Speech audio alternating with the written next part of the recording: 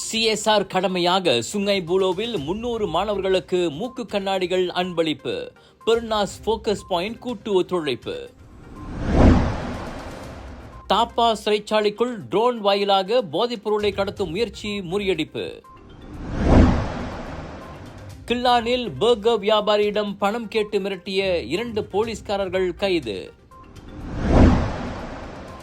Malaysia Mauritius இடையிலான வர்த்தக வாய்ப்புகளை ஆராய மொரிஷியஸுக்கு KK மார்ட் தோற்றுனர் டத்துஸ்ரீ சாயுடன் மலேசிய தூதுக்குழு பயணம். ஈராக்கில் இனி பெண்களின் திருமண வயது 9. சர்ச்சைக்குரிய மசோதாவுக்கு பெண்கள் கடும் எதிர்ப்பு.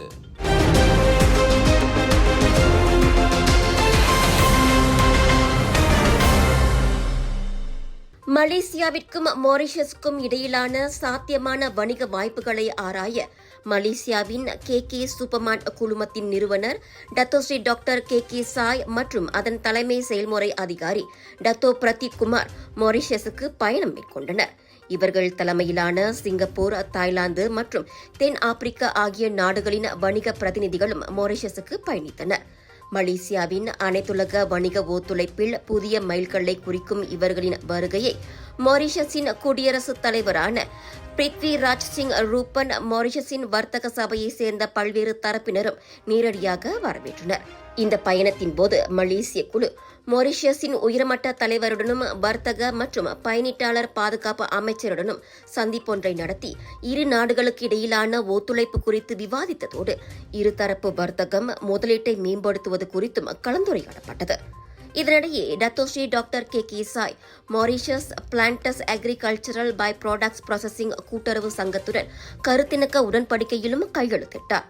இந்த ஒப்பந்தமானது ஒத்துழைப்பை வளர்ப்பதற்கும் வணிக நடவடிக்கைகளை மேம்படுத்துவதற்கும் இரு நாடுகளுக்கும் நன்மை புரிவது மட்டுமின்றி KK குழுமத்தின் வணிக வாய்ப்புகளை ஆராயும் ஒரு வாய்ப்பாகவும் அமைந்துள்ளது. இந்த அனைத்துலக ஒத்துழைப்பு மலேசியா மொரிஷியஸின் பொருளாதார வளர்ச்சிக்கு மட்டும் நன்மை பயக்காமல் முழு தென்கிழக்கு ஆசியாவின் பரந்த நன்மைகளை கொண்டிருக்கிறது என்று டத்தோஸ்ரீ டாக்டர் KK சாய் தெரிவித்திருக்கிறார். இந்நிலையில் மலேசியாவுக்கும் மொரிஷியஸுக்கும் இடையிலான வர்த்தக உறவு படிப்படியாக வளர்ந்து வருவதை கடந்த 2023 ஆண்டின் மொத்த வர்த்தகமான ஏறக்குறைய 1.35 பில்லியன் ரிங்கிட்டை எட்டியதன் வழி மிகவும் துல்லியமாக காண முடிகிறது. தொழில் முனைவர் கூட்டுறவு மேம்பாட்டுத்துறை அமைச்சு பெர்னாஸ் வாயிலாக ஸ்லாங்கோர் சுங்கை புலோ நாடாளுமன்ற தொகுதியைச் சேர்ந்த 300 மாணவர்களுக்கு இலவச மூக்கு கண்ணாடிகளை வழங்கியுள்ளது. சுங்கை புலோ வட்டாரத்தில் மூக்கு கண்ணாடி உதவி தேவைப்படும் மாணவர்களை அடையாளம் கண்டு ஃபோக்கஸ் பாயிண்ட் நிறுவனத்தின் ஒத்துழைப்போடு இந்த CSR அதாவது பெரு நிறுவன சமூக பொறுப்பு நிறைவேற்றப்பட்டது. இந்த 300 மாணவர்களும் ரஹ்மான் புத்ரா தேசிய இடைநிலைப் பள்ளி, புக்கிடாரா தமிழ் பள்ளி, சுபாங் சீன பள்ளி ஆகியவற்றைச் சேர்ந்தவர்கள் என துணை அமைச்சரும் சுங்கை புலோ நாடாளுமன்ற உறுப்பினருமான டத்து ரமணன் ராமகிருஷ்ணன் தெரிவித்தார். மூக்கு கண்ணாடி அன்பளிப்பும் இலவச கண் பரிசோதனையும் பெர்னாஸ் மற்றும் ஃபோக்கஸ் பாயிண்ட் நிறுவனத்தின் கூட்டு முயற்சியாகும். சுங்காய் புலோ நம்மளோட உடம்பு, நம்மளோட ஹெல்த்க்கு ரொம்ப முக்கியம் கொடுக்குறேன். இதுக்கு முன்னிக்கும் நிறைய ஸ்போர்ட்ஸ் ஆக்டிவிட்டி நம்ம செஞ்சுருக்கோம். செப்பா தக்ராவ், போலா செப்பா, ஃபுட்பால் நம்ம செஞ்சுருக்கோம், ஃபுட்சாலும் நம்ம செஞ்சுருக்கோம். இப்போ லேட்டஸ்டாக நம்ம என்ன செய்ய போகிறோன்னா வீட்டுக்கு எல்லா ஃப்ளாட்க்கு, எல்லா பங்சாபுரி, எல்லா PPRக்கு நம்மளை டாக்டர்ஸ் கூட்டிகிட்டு வீட்டுக்கு நம்மளை போயிட்டு மெடிக்கல் செக்அப் செய்ய போகிறோம். ஸோ வச்சுக்கோ ஆளுக்கு காய்ச்சல் இருக்கா, சீக்கிரம் இருந்துச்சுன்னா, உண்மையாக சீரியஸாக இருந்துச்சுன்னா நம்மளே அவங்கள கூட்டிகிட்டு ஹாஸ்பிட்டலுக்கு போவோம். டோட்டல் 3 ஸ்கூல் இன்வால்வ் இந்த இது.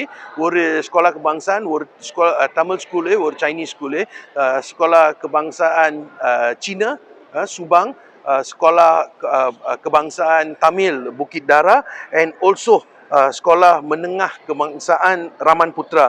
டோட்டல் 855 பிள்ளைங்களுக்கு நம்மளை கண்ணு செக்அப் கொடுத்துருக்கோம். டத்தோ லியாவ் மூலியமாக ஃபோக்கஸ் பாயிண்டோ பெர்னாஸ் ஒன்றா வேலை செஞ்சுருக்காங்க. 122 பேருக்கு இன்னைக்கு நம்மளை ஸ்பெக்ஸ் கொடுத்துருக்கோம். ஸோ அவங்கள இது பாய்ச்சிட்டு அவங்கள நல்லா படிக்க முடியும்.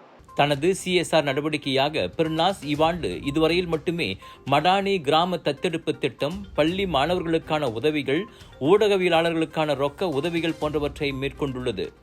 அதே சமயம் ஃபோக்கஸ் பாயிண்ட் நிறுவனம் 10,000 மாணவர்களுக்கு இலவச கண் பரிசோதனை, உதவி தேவைப்படும் 830 பேருக்கு இலவச மூக்கு கண்ணாடிகள் வழங்கியது உள்ளிட்ட 18 CSR நடவடிக்கைகளை மேற்கொண்டுள்ளதாக ரமணன் குறிப்பிட்டார். ட்ரோன் வாயிலாக தாப்பா சிறைச்சாலைக்குள் போதைப் பொருளை கடத்தும் முயற்சி முறியடிக்கப்பட்டுள்ளது. சிறைச்சாலையில் நேற்று காலை ரோந்து பணியில் ஈடுபட்டிருந்த அதிகாரி கூரையில் ட்ரோன் ஒன்று இருப்பதைக் கண்டு சந்தேகத்தில் தகவல் கொடுத்தார். பரிசோதித்த போது ட்ரோனில் சலவை பையொன்று அதனுடன் இணைக்கப்பட்டிருந்தது. அதனுள்ளே 3 சிறிய பொட்டலங்களில் போதைப்பொருள் வைக்கப்பட்டிருந்தது கண்டு சிறைச்சாலை அதிகாரிகள் அதிர்ச்சி அடைந்தனர். மொத்தமாக 12.9 கிராம் எடையுடைய போதைப்பொருள் சிக்கியதாக போலீஸ் கூறியது. ட்ரோனை பயன்படுத்தி சிறைச்சாலைக்குள் போதைப் பொருளை கடத்த மேற்கொள்ளப்பட்ட முயற்சி இதுவே முதன்முறை என பேராக் போலீஸ் தலைவர் டத்தோ அசிசி மட் ஆரிஸ் சொன்னார். மலேசிய அரசாங்கம் நாட்டின் வளர்ச்சியோடு மக்களின் சுபிட்சமும் வளம் பெற வேண்டும் என்ற இலக்கோடு செயல்படுகிறது. இதன் செயல்முறையை விரைவுபடுத்துவதற்காக புதிய மடானி பொருளாதார கட்டமைப்பின் கீழ் அதிக பொருளாதார வாய்ப்புகளை வழங்குவதற்கும் நாட்டின் மனித மூலதனத்தை வலுப்படுத்துவதற்கும் அரசாங்கம் பல முன்முயற்சிகளை எடுத்துள்ளது. அதன் அடிப்படையில் 2024ஆம் ஆண்டின் பட்ஜெட்டின் ஒரு பகுதியாக மடானி பயிற்சி திட்டத்தை சிறு வணிகர்களுக்கு, மாற்றுத்திறனாளிகளுக்கு, மூத்த குடிமக்கள், ஓய்வு பெற்றவர்கள், சிறை கைதிகள் மற்றும் B40 சமூகத்தினருக்கு டத்தோஸ்ரீ அன்வார் இப்ராஹிம் அறிவித்திருந்தார். அதனை முன்னிறுத்தி HRD காப் மாற்றுத்திறனாளிகளுக்கான சமையல் மற்றும் விருந்தோம்பல் துறையின் மடானி பயிற்சி ஒன்றை வெற்றிகரமாக மேற்கொண்டது. செனட்டர் ஐசியா ஜேக்கப்பின் முழு ஆதரவுடன் மலேசியாவின் விடுதிகள் சங்கத்தின் ஒத்துழைப்புடன் டிராபிகானா அகாடமியில் அந்த சமையல் மற்றும் விருந்தோம்பல் துறையின் திறன் பயிற்சி நடைபெற்றது. தங்கும் வசதி, உணவு என அனைத்து அடிப்படை வசதிகளையும் வழங்கி 23 மாற்றுத்திறனாளிகளுக்கு மிகவும் நேர்த்தியாக பயிற்சிகள் வழங்கப்பட்டதாக செனட்டர் ஐசியா ஜேக்கப் வணக்கம் மலேசியாவிடம் தெரிவித்தார். இந்த நிகழ்ச்சி ஒரு நல்ல ஒரு நிகழ்ச்சி. அதாவது மாற்றுத்திறனாளிகளுக்கு கிடைக்கப்பட்ட ஒரு வரப்பிரசாசம் தான் நான் சொல்லுவேன். நிறைய பேர் நம்ம பார்த்தோம். 22 பேர் இன்னைக்கு அவங்க சான்றிதழ் எடுத்திருக்காங்க. இந்த 5 நாள் பயிற்சிக்கு பிறகு அவங்க இதை எடுத்திருக்காங்க. இது ஒரு வரத்தக்க வேண்டிய ஒரு காரியம். இது இதுக்கு பிறகு பிற்பாடு நிறைய அந்த மாதிரி செய்ய வேண்டும். மாற்றுத்திறனாளிகளுக்கு ஒரு வாய்ப்பு கொடுத்து அவர்களையும் சமுதாயத்தில் ஒரு அங்கத்தினராக நம்ம ஏற்படுத்தணும் தான் அவர்களுக்கும் ஒரு வாழ்க்கை இருக்குன்னு நம்ம வெளிப்படுத்த முடியும். அந்த ஒரு நோக்கத்தில் இந்த நிகழ்வு நல்ல ஒரு அருமையாக செஞ்சுருக்காங்க. மெயின்லி நம்ம இந்த ஹோட்டல், அதாவது ஹோட்டலில் உள்ள இண்டஸ்ட்ரி அவங்களோட தொழிலை பற்றி நம்ம கற்றுக் கொடுத்தோம். அப்போ அவங்க இதுக்கு பிறகு இவங்க போய் ஹோட்டலில் வேலை செய்கிறதுக்கு அவங்களுக்கு தகுதியும் திறமையும் தெரியப்படுத்தியிருக்கோம். நம்ம இங்கே மொத்தம் 23 மாணவர்கள் கலந்துக்கிட்டாங்க. அதில் கடைசியில் ஒரு மாணவர் வரல. அப்போ 22 பேர் வந்தாங்க. இந்த 22 பேரும் நல்ல ஒத்துழைப்பு கொடுத்து அந்த பயிற்சியை நல்ல முறையாக செஞ்சு முடிச்சிருக்காங்க. இந்த இடத்துல நான் அவங்க பெற்றோருக்கு நன்றி சொல்கிறேன். அவங்க அவங்களுக்கு சுதந்திரத்தை கொடுத்து அவங்கள இங்கே தங்கி இந்த படிப்பை கற்றுக்கெடுக்க கொடுத்ததுக்காக நன்றி சொல்கிறேன் அவங்களுக்கு. அதே நேரத்தில் இந்த டிராபிகானா அகாடமிக்கும் என்னுடைய வாழ்த்துக்களும் நன்றியும் செலுத்தி கொண்டேன். ஆனால் இதோடு இல்லாதபடிக்கு இன்னும் தொடர்ந்து நாங்கள் 3 மாத பயிற்சியை நாங்கள் கொடுக்க முடிவு செய்திருக்கிறோம். அதை முடிச்சிட்ட பிறகு 1 வருஷம் ட்ரைனிங், 1 வருஷம் கற்றுக் கொடுக்கறதுக்காகவும் நாங்கள் பல முயற்சிகளை செஞ்சு வச்சுருக்கோம்.